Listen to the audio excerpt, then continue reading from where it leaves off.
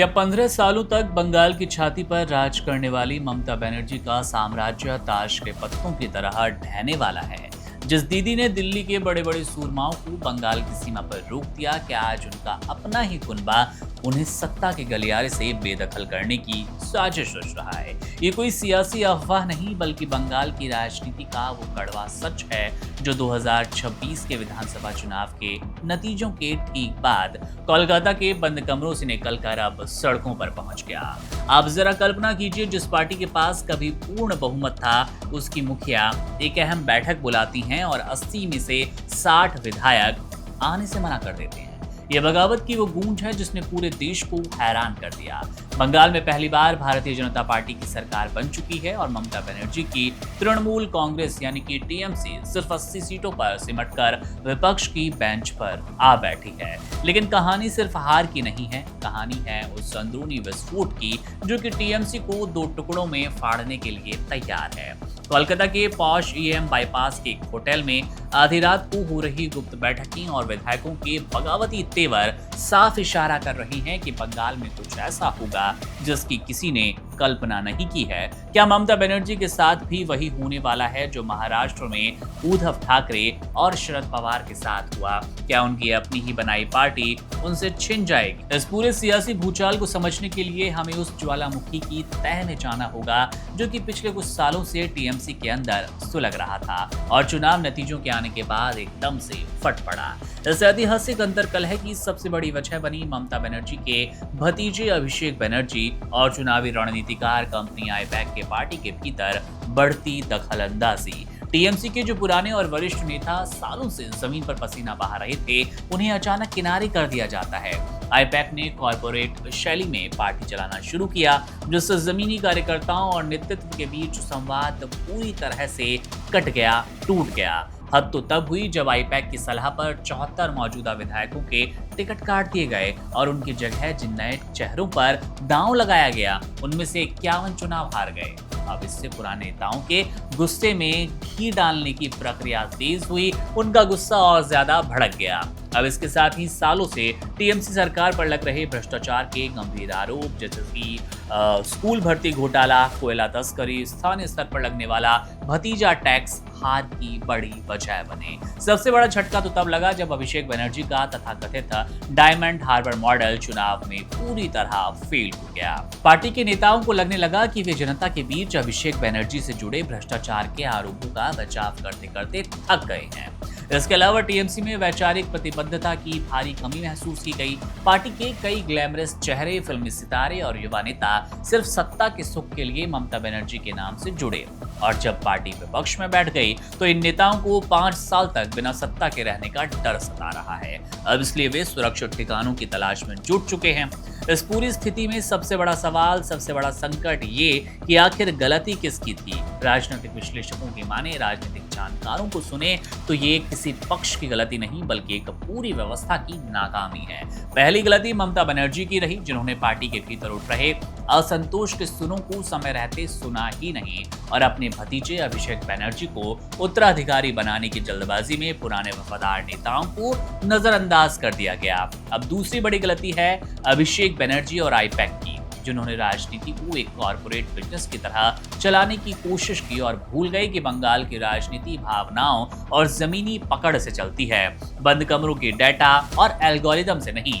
वहीं पर तीसरी गलती उन बागी नेताओं की भी है जो कि सत्ता में रहते हुए तो मलाई काटते रहे और जैसे ही जहाज डूबने लगा वे अपनी निजी महत्वाकांक्षाओं के लिए बगावत पर उतर आए। पार्टी के भीतर पदों को लेकर मची खींचतान इस कदर गिर गई कि विधानसभा में नेता प्रतिपक्ष के रूप में शोभन देव चट्टोपाध्याय का नाम आगे बढ़ाने वाले आधिकारिक पत्र पर कई विधायकों के फर्जी हस्ताक्षर तक करवा दिए गए। जब ऋतव्रत बनर्जी और संदीपन साहा जैसे विधायकों ने इसकी शिकायत की तो उन्हें पार्टी से बाहर का रास्ता दिखा दिया जाता है। अब यही निष्कासित नेता करीब 50 से अधिक विधायकों के साथ मिलकर ममता बनर्जी के सामने समानांतर सत्ता खड़ी करने की कोशिश कर रहे हैं। कयास तो फिलहाल यही लगाए जा रहे हैं। अब इस पूरे घटनाक्रम पर यदि दोनों पक्षों के रुख को देखें तो ममता बनर्जी इस समय बेहद आक्रामक और भावुक रणनीति अपना रही हैं। उन्होंने एक फेसबुक लाइव के जरिए सरेआम स्वीकार किया कि पार्टी में बगावत हो रही है, लेकिन इसके लिए उन्होंने भाजपा को जिम्मेदार ठहराया। ममता का आरोप है कि भाजपा पुलिस का डर दिखाकर और पैसों के दम पर उनके विधायक तोड़ रही है, जो कि उनके मुताबिक हिटलर शाही जैसा है। ममता ने कड़ा रुख अपनाते हुए कहा कि जो अवसरवादी नेता पार्टी छोड़ना चाहते हैं वे चले जाएं, उनके बिना पार्टी ज्यादा मजबूत होगी, क्योंकि टीएमसी नेताओं की नहीं बल्कि गरीब कार्यकर्ताओं की पार्टी है। वहीं पर दूसरी तरफ उनके भतीजे अभिषेक बनर्जी इस समय बैकफुट पर हैं। वे फर्जी हस्ताक्षर विवाद में सीआईडी की जांच के घेरे में हैं। सोनारपुर में उन पर हुए हालिया शारीरिक हमले और खराब स्वास्थ्य का हवाला देकर वे जांच एजेंसियों के सामने पेश होने के लिए समय मांग रहे हैं, यानी कि सीधे अभी जाकर पेशी नहीं कर रहे हैं, किसी तरह की जांच में सहयोग नहीं कर रहे हैं। अब इससे ये भी साफ है कि वे इस समय अगर आप देखें तो एक दोहरी मुसीबत में फंसते नजर आ रहे हैं। अब बात करते हैं कि इस पूरे खेल में भारतीय जनता पार्टी का क्या रुख है, आरोपों में कितना दम है, बीजेपी सचमुच क्या आनंद ले रही है इस बगावत का, और बीजेपी को क्या फायदा होगा कुछ। भाजपा इस समय बेहद सधे हुए और सतर्क अंदाज में वेट एंड वॉच, यानी कि इंतजार करो और देखो की नीति पर चल रही है। मुख्यमंत्री शुभेंदु अधिकारी ने ममता के सभी आरोपों को खारिज करते हुए साफ किया कि टीएमसी के अंदर की लड़ाई उनके अपने पापों का नतीजा है, इसमें भाजपा का कोई हाथ नहीं। दिलचस्प बात तो यह है कि भाजपा अब टीएमसी के बागियों को अपनी पार्टी में शामिल करने के लिए बहुत ज्यादा उत्सुक भी नहीं। भाजपा के प्रदेश अध्यक्ष समीक भट्टाचार्य ने साफ कर दिया कि टीएमसी के नेताओं के लिए उनके दरवाजे बंद है।